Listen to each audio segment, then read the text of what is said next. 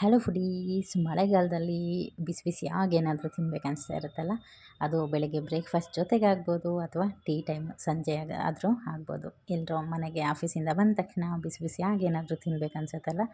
ಆಗ ನೋಡಿ ಈ ರೀತಿ ಒಂದು ಸೊಪ್ಪಿನ ಬೋಂಡ ಅಥವಾ ಸೊಪ್ಪಿನ ಪಕೋಡ ಮಾಡಿಕೊಂಡ್ರೆ ಅದ್ಭುತವಾಗಿರುತ್ತೆ. ಮಾಡಿದ ತಕ್ಷಣವೇ ಫಟಾಫಟ್ ಅಂತ ಖಾಲಿ ಆಗುತ್ತೆ. ತುಂಬ ಟೇಸ್ಟಿಯಾಗೂ ಸಹ ಇರುತ್ತೆ. ನೋಡಿ ಇಲ್ಲಿ ಸುಮಾರು ನಾನು 5 ಥರ ಸೊಪ್ಪನ್ನು ತೊಗೊಂಡಿದ್ದೀನಿ.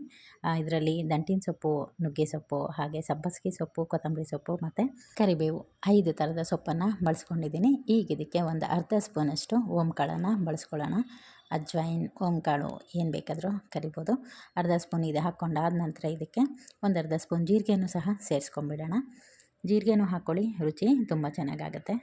ಈಗ ಇದಕ್ಕೆ ಖಾರಕ್ಕೆ ತಕ್ಕನಾಗೆ ಖಾರದ ಪುಡಿ, ನೀವು ನಿಮ್ಮ ಖಾರ ನೋಡಿಕೊಂಡು ಎಷ್ಟು ತಿಂತೀರ ಅಷ್ಟನ್ನು ಸೇರಿಸ್ಕೊಬೋದು.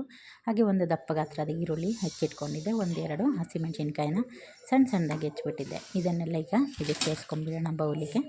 ಈಗ ಇದಕ್ಕೆ ಬೈಂಡಿಂಗ್ಗೋಸ್ಕರ ನಾನಿಲ್ಲಿ ಕಡಲೆ ಹಿಟ್ಟನ್ನು ತೊಗೊಂಡಿದ್ದೀನಿ, ಒಂದು 100 ಗ್ರಾಮಷ್ಟು ಕಡಲೆ ಹಿಟ್ಟು. ಇದನ್ನೆಲ್ಲ ಒಮ್ಮೆ ಹಾಗೆ ಡ್ರೈ ಮಿಕ್ಸ್ ಮಾಡ್ಕೊಳ್ಳೋಣ. ನಾವಿನ್ನೂ ಸಾಲ್ಟ್ ಆ್ಯಡ್ ಮಾಡಿಲ್ಲ, ಸಾಲ್ಟನ್ನ ನೋಡ್ಕೊಂಡು ಹಾಕ್ಕೊಳ್ಳಿ. ಏಕೆಂದರೆ ಇದರಲ್ಲಿ ಸೊಪ್ಪುಗಳು ಬಳಸಿರೋದ್ರಿಂದ ಸೊಪ್ಪಲ್ಲಿ ಸಾಕಷ್ಟು ಉಪ್ಪಿನಂಶ ಇರುತ್ತೆ. ಹಾಗಾಗಿ ಸ್ವಲ್ಪ ಕಡಿಮೆನೇ ಹಾಕ್ಕೊಳ್ಳಿ, ಆವಾಗ ಬ್ಯಾಲೆನ್ಸ್ ಆಗುತ್ತೆ. ಒಮ್ಮೆ ಇದನ್ನು ಡ್ರೈ ಮಿಕ್ಸ್ ಮಾಡ್ಕೊಳ್ಳೋಣ. ಹಾಗೆ ಇದು ಗರಿಗರಿಯಾಗಿ ಬರಬೇಕಲ್ಲ, ಅದಕ್ಕಾಗಿ 1 ಟೇಬಲ್ ಸ್ಪೂನಷ್ಟು ಅಕ್ಕಿ ಹಿಟ್ಟನ್ನು ಸಹ ಸೇರಿಸ್ಕೊಂಡಿದ್ದೀನಿ.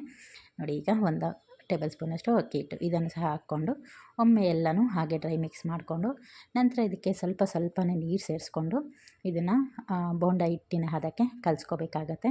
ಸೊಪ್ಪು ಕ್ವಾಂಟಿಟಿ ಸ್ವಲ್ಪ ಜಾಸ್ತಿನೇ ಹಾಕ್ಕೊಳ್ಳಿ, ಆವಾಗಲೇ ಇದು ಟೇಸ್ಟಿಯಾಗಿ ಬರೋದು. ನಾವು ಹಾಕಿರೋ ಪದಾರ್ಥಗಳಿಗಿಂತ ಅಂದರೆ ಕಡಲೆ ಹಿಟ್ಟಿಗಿಂತ ಜಾಸ್ತಿ ಸೊಪ್ಪು ಇರಬೇಕು, ಆವಾಗಲೇ ಇದು ತುಂಬಾ ಟೇಸ್ಟಿಯಾಗಿ ಬರುತ್ತೆ ಅಂತ ಹೇಳ್ಬೋದು. ಹದ ನೋಡಿ ಈ ರೀತಿ ಕಲಿಸ್ಕೊಂಡ್ರೆ ಆಯಿತು. ಈಗ ಒಂದು 1/4 ಸ್ಪೂನಷ್ಟು ಅಡುಗೆ ಸೋಡಾ, ಬೇಕಿಂಗ್ ಸೋಡಾ ಅದನ್ನು ಹಾಕ್ಕೊಂಡಿದ್ದೀನಿ. ಮೇಲಿಂದ 1-2 ಹನಿಯಷ್ಟು ನೀರನ್ನು ಸೇರಿಸ್ಕೊಂಡು ಒಮ್ಮೆ ಇದನ್ನೆಲ್ಲ ಮಿಕ್ಸ್ ಮಾಡಿಕೊಂಡ್ರೆ ಆಯಿತು. ಈ ಪ್ರೋಸೆಸ್ ಎಲ್ಲ ಮಾಡೋಷ್ಟರಲ್ಲಿ ನಾನು ಎಣ್ಣೆನೂ ಸಹ ಕಾಯ್ಲಿಕ್ಕೆ ಇಟ್ಟಿದ್ದೆ.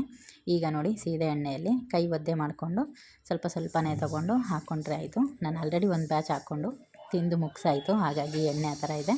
ಈಗ ನೆಕ್ಸ್ಟ್ ಬ್ಯಾಚು ಹಾಕ್ಕೊಳ್ತಾ ಇದ್ದೀನಿ. ವೀಡಿಯೋಗೋಸ್ಕರ ಇನ್ನೊಂದು ಬ್ಯಾಚು ಈಗ ತೊಗೊಂಡಿದ್ದೀನಿ. ತುಂಬ ರುಚಿಯಾಗತ್ತೆ, ತಪ್ಪದೇ ಟ್ರೈ ಮಾಡಿ ಅಂತ ಹೇಳ್ತೀನಿ. ಸಂಜೆ ಟೀ ಜೊತೆಗೆ ತುಂಬ ಚೆನ್ನಾಗಾಗತ್ತೆ. ಹಾಗೆ ಆಫೀಸಿಂದ ಬಂದ ತಕ್ಷಣ ಏನಾದರೂ ತಿನ್ಬೇಕು ಅನ್ಸುತ್ತಲ್ಲ ಸಂಜೆ ಟೈಮಲ್ಲಿ, ಆವಾಗ ಇದನ್ನು ಹಾಕ್ಬಿಟ್ಟು ಕೊಟ್ಟರೆ, ನೀವು ಮುಂಚೆನೇ ಪ್ರಿಪೇರ್ ಮಾಡಿ ಇಟ್ಕೊಂಬಿಡಿ.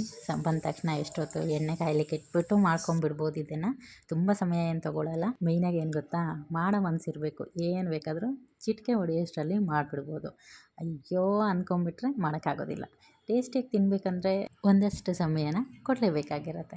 ನೋಡಿದಷ್ಟು ಇರಿಸಲ್ಲ. ನೀವು ಸಹ ಈಗಲೇ ಟ್ರೈ ಮಾಡಿ ನೋಡಿ ಮನೇಲಿ ಸೊಪ್ಪುಗಳು ಇಲ್ಲ ಅಂದರೆ ತೊಗೊಂಬಂದಾಗ ಒಮ್ಮೆ ಈ ರೀತಿ ಟ್ರೈ ಮಾಡಿ. ನೆಕ್ಸ್ಟ್ ನೀವು ಮಾಮೂಲಿ ಪಕೋಡ ಮಾಡ್ತೀವಲ್ಲ, ಈರುಳ್ಳಿ ಪಕೋಡ, ಅದನ್ನು ಮರ್ತು ಬಿಡ್ತೀರಾ. ಅದರದ್ದು ನೆಕ್ಸ್ಟ್ ಲೆವೆಲ್ ಟೇಸ್ಟ್ ಇದು ಬರುತ್ತೆ ಅಂತ ಹೇಳ್ಬೋದು.